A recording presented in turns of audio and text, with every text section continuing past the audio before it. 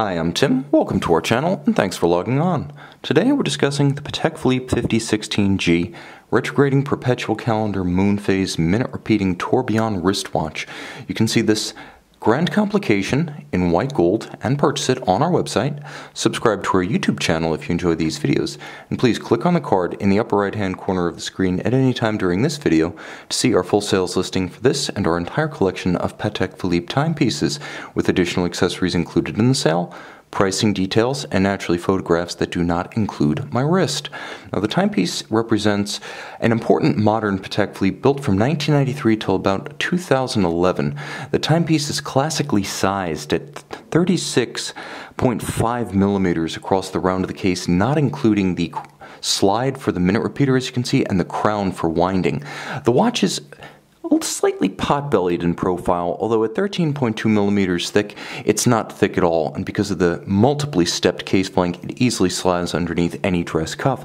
It's also compact across the wrist at 44.6 millimeters from lug to lug. Think a modern Rolex date just on a strap, and you have approximately the idea. This watch could be worn with security and handsome proportion on a wrist as small as 13 centimeters in circumference, and if you have a large wrist and you worry about size, this is a Patek Philippe Grand Complication, an application piece, and a discontinued modern legend. It's got the gravitas to hang with your tree trunk forearm. Don't fret, don't sweat. The watch wears easy, compact, and handsome. With approximately 200 made for the entire run from 93 to 2011, it's also a rare piece, each original having been first applied for, then approved for sale by the Stern family personally, the owners of Patek Philippe, and then built over an extended period, hand-assembled, finished, and regulated before delivery. So simply buying this watch and taking delivery was a protracted process. Was it worth it? You better believe it. The watch is easy to wear and hefty because of the depth of the case and the substantial lugs. Both features products of noted specialist case maker from the Geneva area, Jean-Pierre Hagman, and you can see his signature under the lug next to my thumb. Now, he was an important collaborator with Patek Philippe, particularly with respect to chiming watch cases back during the 1990s and even the 2000s. You can see his signature, and in profile, one of his signature innovations, the recessed slide track to better support and better guide the minute repeater energizing slide along the case flank. Keeping the slide in alignment, he also managed to keep a sharp crease between the lugs and the case band. As you can see, these are welded or soldered lugs, with the two pieces constructed separately, the case and the lug, then welded together and then hand finished to remove all physical evidence of the weld and the weld material to create that sharp cleft that you see between lug and case band, as well as the seemingly seamless flow of one into the other, almost as if it were growing out of the case band rather than being inserted and welded. It has an organic fluid form to it, all achieved via old school hand manufacture. The strap is simple. Black, semi-gloss, rectangular scale alligator leather, thin like the watch, folded edges in a monotone stitch, and a low-profile traditional white gold pin buckle. I'm not going to focus too much on that, though, because this is an extraordinary timepiece inside and out, one that certainly deserves a little bit of a geography lesson with respect to the case and the dial. Starting with the case, we shouted out the soldered lugs, beautifully double-finished alongside the case band, and we also gave a shout-out to the maker, himself a celebrity in the world of watch manufacture.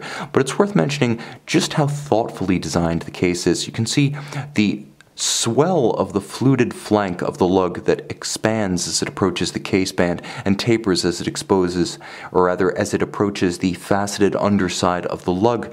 You'll also note there's a small stepped guidron that runs the circumference of the bezel and serves as the joint between the case band and the bezel structure itself, the bezel being beautifully domed and rounded.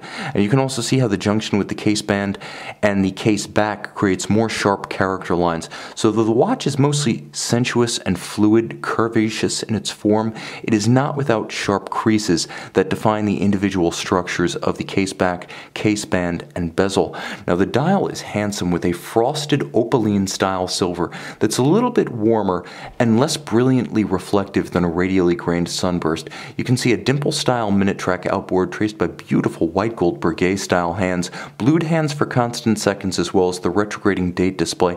Outboard, highly stylized and diamond-polished white gold Breguet-style Arabic numerals, in conjunction with the Breguet hands, a tandem reserved for the most impressive and exclusive of Patek Philippe timepieces.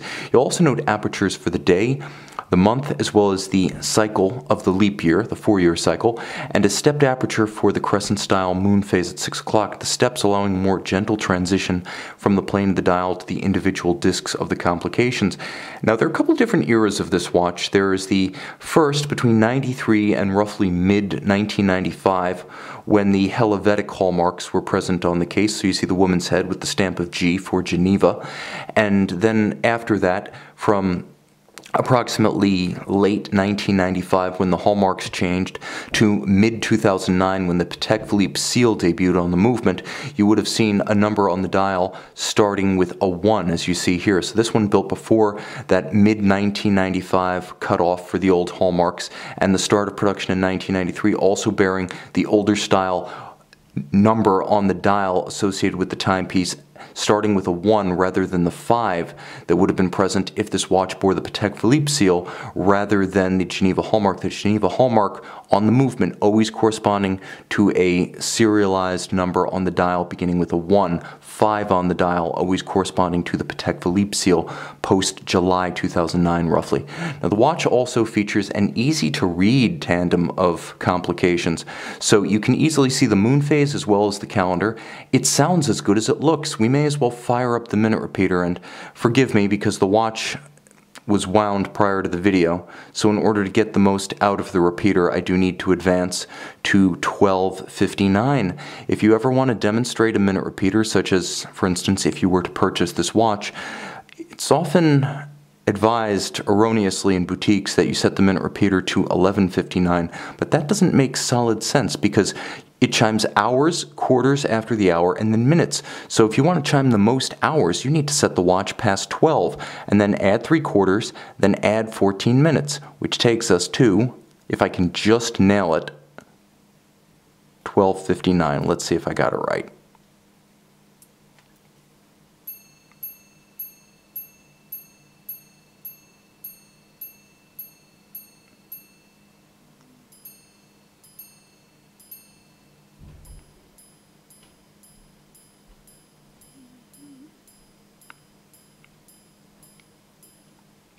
Boom. And we may as well do that one more time.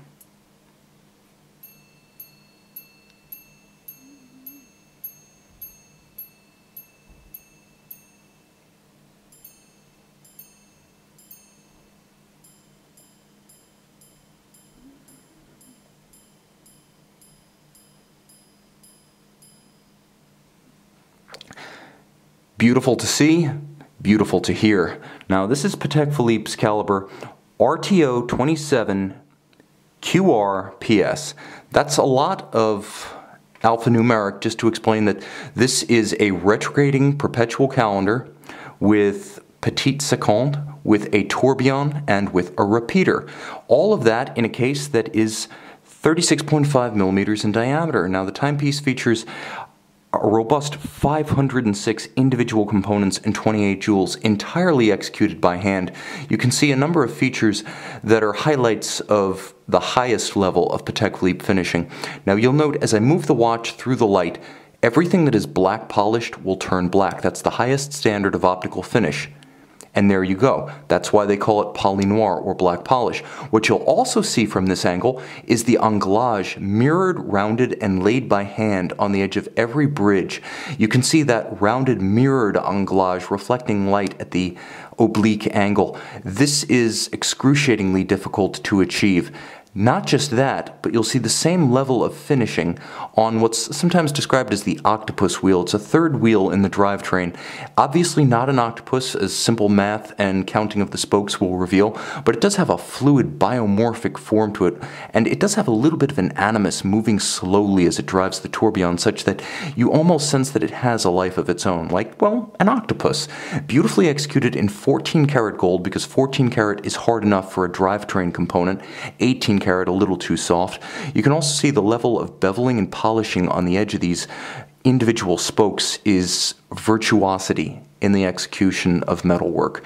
Now, the black polish is present, as you can see, on the strikers for the repeater, on all of the screws, as well as on the dual anchored bridge for the balance. Now, the balance beats away 21,600 vibrations per hour. It does feature a Breguet style overcoil, so not only does it have the tourbillon functionality to help equalize the effects of gravity, that's not a perfect adaptation to a wristwatch, as it was originally invented for pocket watches that would sit stationary at one angle relative to gravity.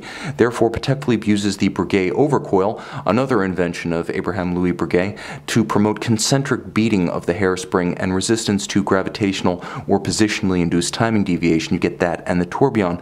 It's also free sprung, so it can take and hold very precise regulation. It uses a variation on Patek Philippe's Gyromax style free sprung index with variable inertia balance bolts on the balance itself. And you can see, if you look very carefully, there we can see it, a circular Côte de Genève pattern across all the bridges, aligned perfectly across all bridges with a tight and even engine-turned perlage on the base plate. This is as good as it gets, and it will run for approximately 48 hours when fully wound.